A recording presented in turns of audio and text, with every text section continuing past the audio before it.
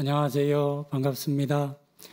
중창 오랜만에 듣는데 너무 좋고 또 추수감사절 맞아 이렇게 해주셔서 감사한데 우리 한 번 더 박수하시겠습니다. 감사합니다.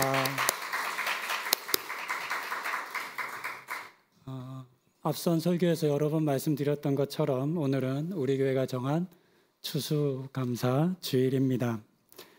한 해를 지나오면서 누리신 은혜가 있으실 거고 또 열심히 노력하고 수고해서 얻은 삶의 열매들이 있을 것이기 때문에 이 모든 것들을 허락해 주신 하나님과 또 우리가 나 혼자 잘해서 얻은 건 아닐 겁니다. 주변에 여러 많은 사람들의 도움이 있었기 때문에 그와 같은 열매를 맺었을 텐데 또 그런 도움을 주신 분들에게 감사하는 그런 날이 또 되기를 소망합니다. 2주 전 설교를 통해서는 비록 열매를 맺지 못했다 하더라도 구원의 하나님이 여전히 나와 우리와 함께 하시다라고 하는 이 사실만으로도 우리는 기뻐하고 또 감사할 수 있어야 된다 저는 말씀드렸습니다. 주님이 함께 하시는 기쁨과 즐거움을 통한 감사만큼은 어떤 일이 있더라도 빼앗기지 않는 우리 성도님들 되실 수 있기를 또한 권면드립니다. 저는 오늘부터 3주 동안 우리에게 있는 감사를 빼앗아가는 것들에 대해서 좀 생각해 보려 합니다. 어떤 것들이 내 안에 있는 감사를 뺏어가는지, 왜 내가 감사하지 못하는지, 왜 감사가 이렇게 부족한지에 대한 그런 생각들을 해볼 때 오늘은 첫 시간으로 창세기 3장에 기록된 아담과 하와가 자신의 잘못과 죄를 인정하기보다는 너 때문이라고 남 탓을 하는 그런 모습을 보려 합니다. 창세기 1장과 2장에 기록된 하나님의 놀라운 창조의 이야기, 그리고 하나님께서 사람을 지으시고 땅과 또 다른 피조물들을 맡기신 깊은 신뢰의 이야기의 여운이 채 가시기도 전인 3장의 그 모든 관계는 깨어집니다. 이유는 하나님의 명령에 대한 사람의 불순종, 즉 죄 때문이었습니다. 하나님께서는 에덴 동산에 있는 모든 나무의 열매를 다 먹을 수 있지만 단 한 나무, 중앙에 있는 선악을 알게 하는 나무의 열매만큼은 먹지 말라 하셨습니다. 이 사실을 아담과 하와는 잘 알았습니다. 하지만 뱀의 유혹이 시작되자 마음이 흔들리기 시작합니다. 뱀은 여자에게 접근해서 굉장히 교묘한 거짓말로 여자를 흔듭니다. 선악을 알게 하는 나무의 열매를 포함해서 동산에 있는 모든 나무의 열매를 먹지 말라 하셨는지를 물은 겁니다. 하나님이 너희한테 다 먹지 말라 그랬어? 라고 물었습니다. 이 질문에 대한 대답은 아니다입니다. 진짜 아니기 때문인 거죠. 그런데 뱀은 하와에게 아니다라고 하는 부정적인 대답을 할 수밖에 없도록 만들었습니다. 그리고 이런 부정적인 대답은 또 그것을 통해서 하나님의 뜻과 계획들을 의심하게 하는 이 뱀의 계획은 잘 성공합니다. 그래서 여자로 하여금 하나님의 명령에 대한 의심으로 또 불만으로 이어지게 만듭니다. 컵에 반쯤 든 물에 대한 이야기를 잘 아실 겁니다. 어떤 사람은 반밖에 없다고 말하고 또 어떤 사람은 반이나 있다라고 말합니다. 전자는 물이 다 채워져야 한다라고 하는 기준으로 보기 때문이고 후자는 아무것도 없는 것을 기준으로 해서 보기 때문에 나는 생각의 차이입니다. 그래서 전자는 다 채워지지 않고 비어있는 것으로 인한 불만을 품게 되고 후자는 반이라도 채워진 것에 대한 감사를 품는다고 합니다. 저는 뱀의 말이 이와 유사하다라고 생각을 했습니다. 한 나무의 열매만을 제외하고는 모든 나무의 열매를 먹을 수 있었습니다.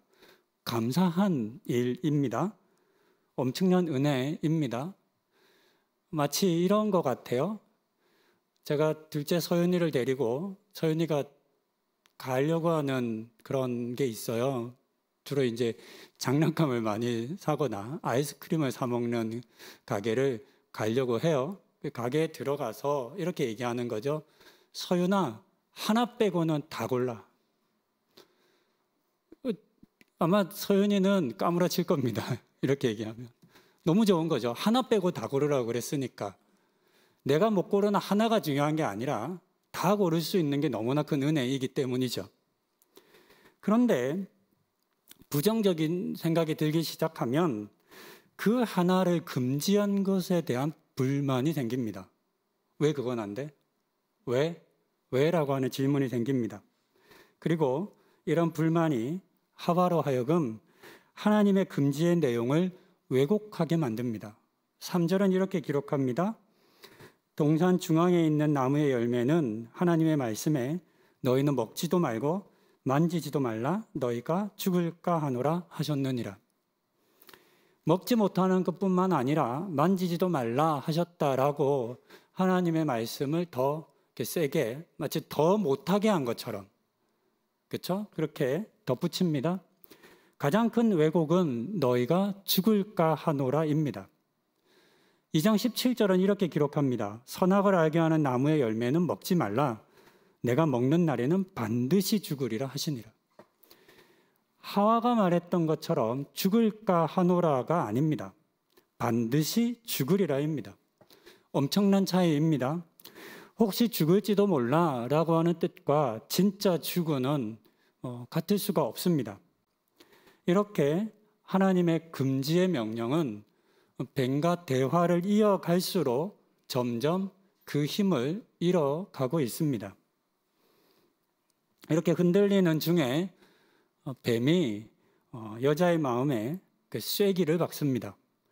4절과 5절에서 뱀은 너희는 결코 죽지 않을 것이다 라고 장담했습니다.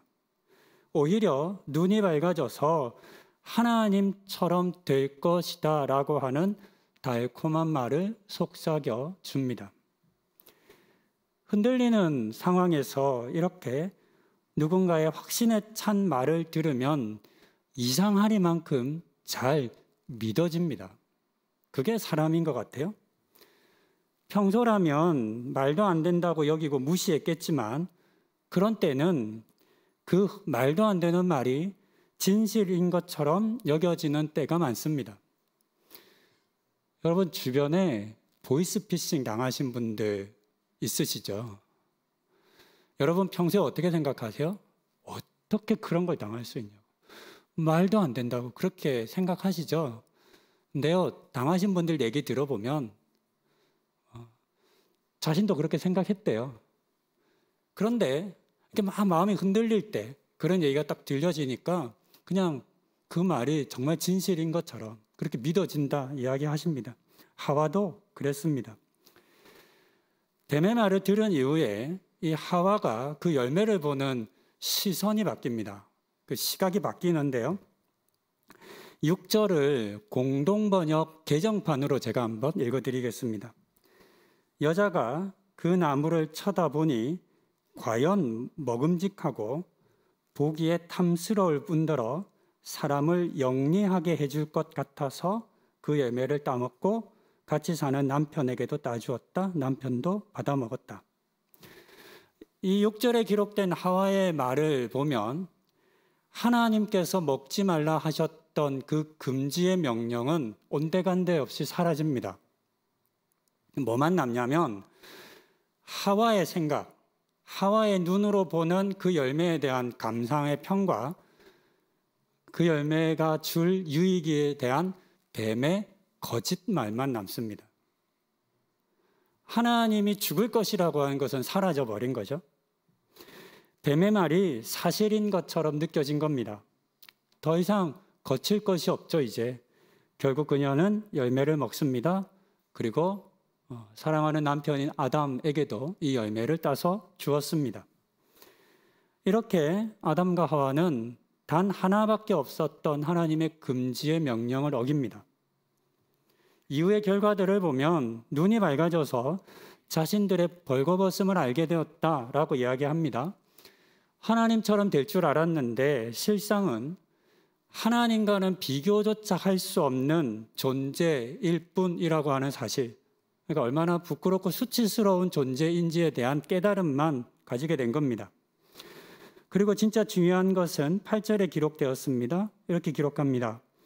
그들이 그날 바람이 불 때 동산에 거니시는 여호와 하나님의 소리를 듣고 아담과 그의 아내가 여호와 하나님의 낯을 피하여 동산 나무 사이에 숨은지라. 죄의 결과는 아담과 하와가 하나님을 두려워하는 것으로, 그래서 피하고 숨는 것으로 나타났습니다. 우리가 알듯 원래 사람은 하나님의 형상을 따라 지음을 받은 존재입니다. 그래서 어느 부분인지 우리가 정확히 알 수는 없지만 이미 하나님과 같은 점이 있는 존재였습니다.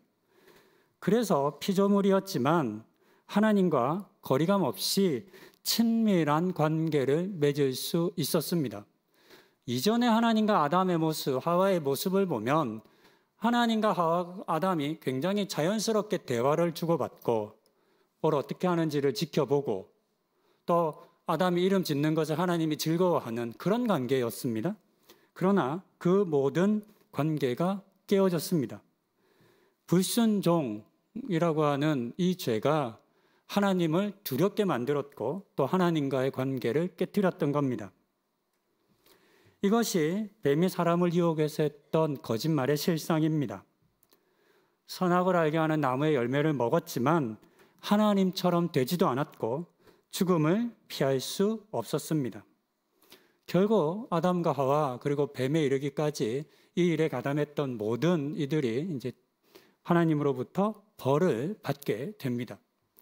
제가 주목하고 싶은 건 이 벌을 받는 장면에서 하나님께서 아담과 하와에게 물었던 그 질문에 대한 이들의 답에 주목해 보았습니다.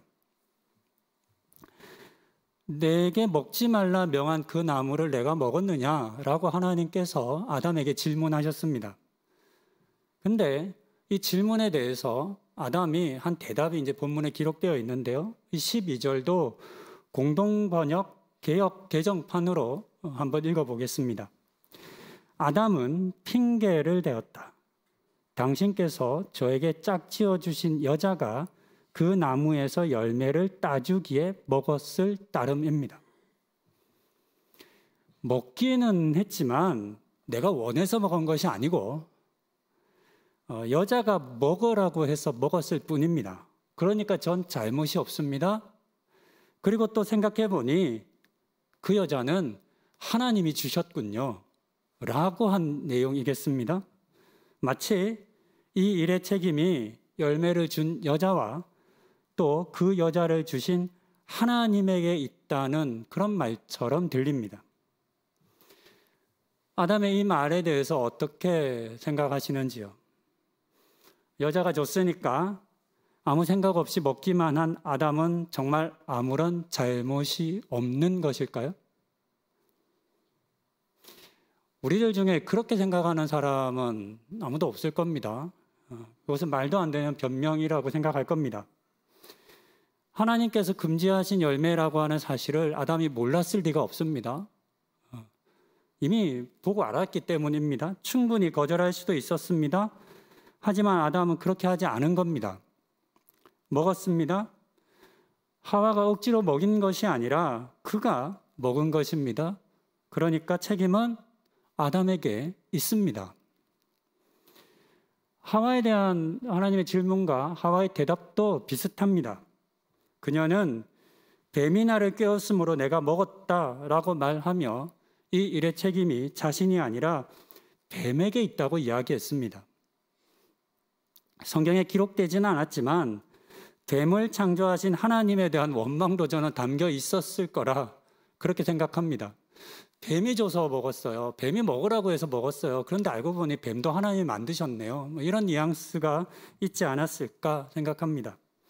하지만 뱀이 먹인 것이 아닙니다. 여자 하와가 직접 따서 먹었습니다.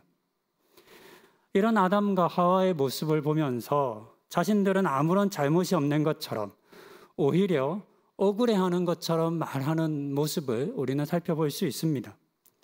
먹었지만 내가 잘못해서 먹은 것이 아니라 여자 때문이라고, 뱀 때문이라고 변명하고 책임을 회피하고 있습니다.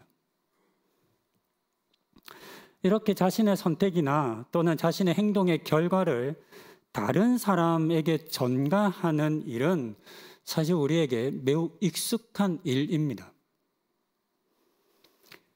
둘째 소윤이가 한창 걷기 시작하고 또 뛰기 시작할 때 일입니다. 보통의 아이들이 그런 것처럼 자주 넘어집니다. 걷다가 뛰다가 넘어지죠. 그런데 넘어지고 나면 공연히 옆에 있던 오빠 때문이라고. 오빠 때문이야 이렇게. 오빠는 억울해 죽으려고 그러는 거야. 그래서 오빠가 동생을 별로 안 좋아해요. 뭐만 하면 오빠 때문이라고 얘기하니까. 가까이 있지도 않았어요. 발이 걸릴 일도 없는데 그냥 자기 발에 자기가 걸려 넘어졌는데 오빠 때문이라고 얘기해요. 장난감을 가지고 놀다가 부서지거나 또는 마음대로 잘 안 될 때도 마찬가지입니다. 옆에 누가 있으면 다 그 사람 탓이에요. 오빠 때문에, 할머니 때문에, 할아버지 때문에, 아빠 때문에. 늘 그랬습니다. 요즘은 이제 좀 커서 안 그러는데요. 한때는 이제 그게 너무 입에 붙었던 그런 때가 있었습니다. 누가 가르쳐 준 게 아니잖아요. 저희가 서윤이 보고 야 혹시 넘어져서 민망하거나 부끄러우면 오빠 때문이라고 해라. 이렇게 가르친 게 아니잖아요. 근데 잘 알더라고요. 그냥 너무나 쉽게 그렇게 하더라고요. 생각해 보니까 어린아이만 그런 것도 아니었어요. 어른들은 더한 것 같아요. 저는 아내와 먹는 것이나 옷 입는 것이나 또는 여유 시간을 보내는 것 등등 취향이 다른 점이 굉장히 많습니다. 가끔은 하기 싫은 것도 해야 하거나 먹기 싫은 것을 억지로 먹어야 할 때가 있습니다. 그래서 저는 제 나름으로 생각할 때 제가 굉장히 아내의 눈치를 본다 이렇게 생각을 합니다. 제 기준입니다. 아내도 설교 듣고 있을 거기 때문에 대부분은 제가 하고 싶은 대로 하기 때문에 눈치를 본다는 제 말에 아내는 분명 동의하지 않을 겁니다. 최근에 한 달여쯤 전입니다. 이런저런 이야기를 하다가 또 제가 아내에게 자기 때문에 이런 말을 했었습니다.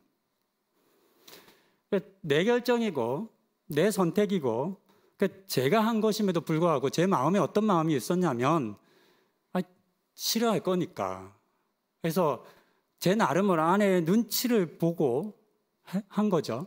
그러면서 그 책임과 또는 그 결과를 아내 탓으로 그냥 돌린 겁니다. 아내가 너무 답답하고 화가 나서 또 자신 탓한다고 뭐만 하면 다 자기 때문이라고 얘기한다고 핀잔을 주었습니다. 지나가는 사건이었지만 근데 그 이후로 이런저런 생각을 해봤습니다.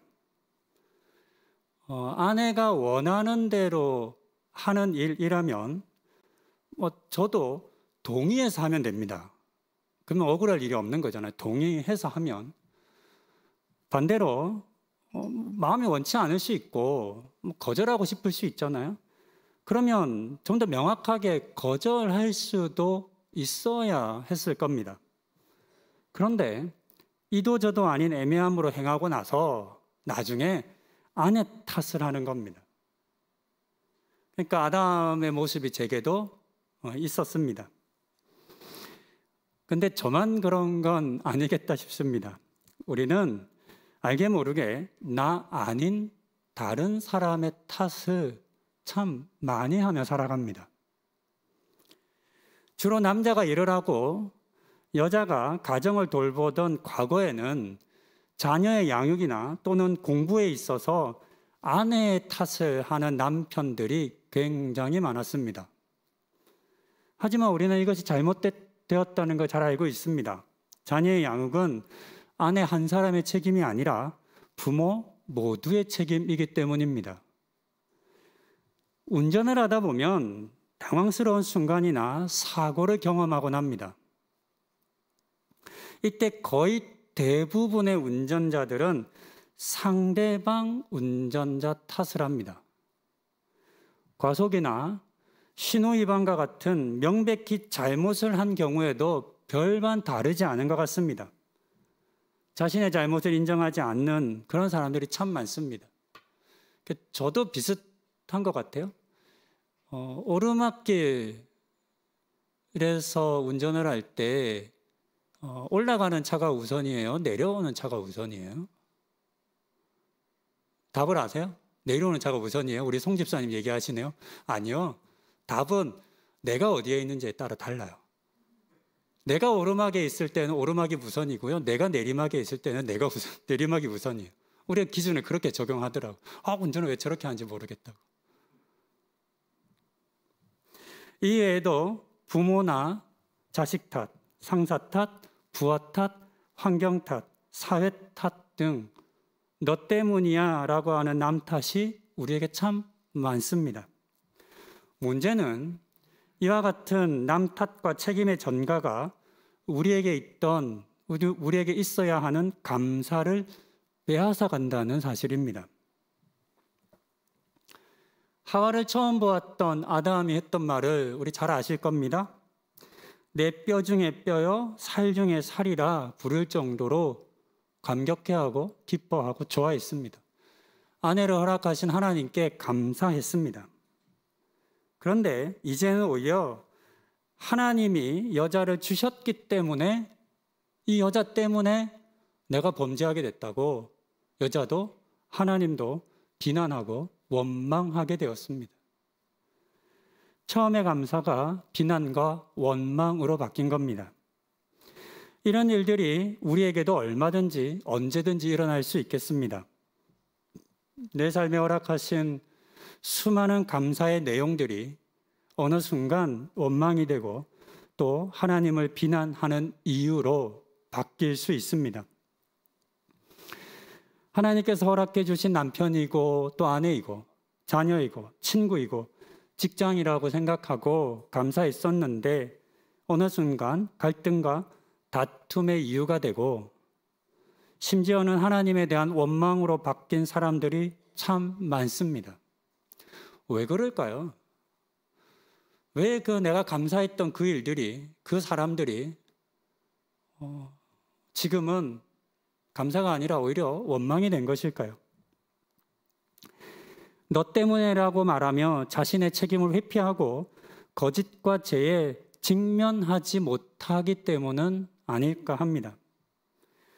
자신의 문제와 잘못에 직면해서 해결해야 할 것을 해결하지 못하면 잘못에 대한 반성을 할 수가 없습니다. 더군다나 용서의 은혜를 누릴 수도 없습니다. 당연히 간절함도 없어지고 은혜도 감사도 가질 수가 없게 됩니다. 물론 자신의 잘못된 선택이나 행동을 인정하고 받아들이는 것은 어렵습니다. 그래서 사람들은 어리석은 행동인 줄 잘 알면서도 책임을 회피하고 남 탓을 합니다. 그렇게 해서라도 자신의 잘못과 책임을 줄이려 합니다. 다른 사람을 끼어들이면 내 죄가 가벼워지겠거니 내 책임이 줄어들겠거니 착각하는 겁니다. 하지만 아쉽게도 이런 남 탓은 사실 별로 효과를 보지 못합니다.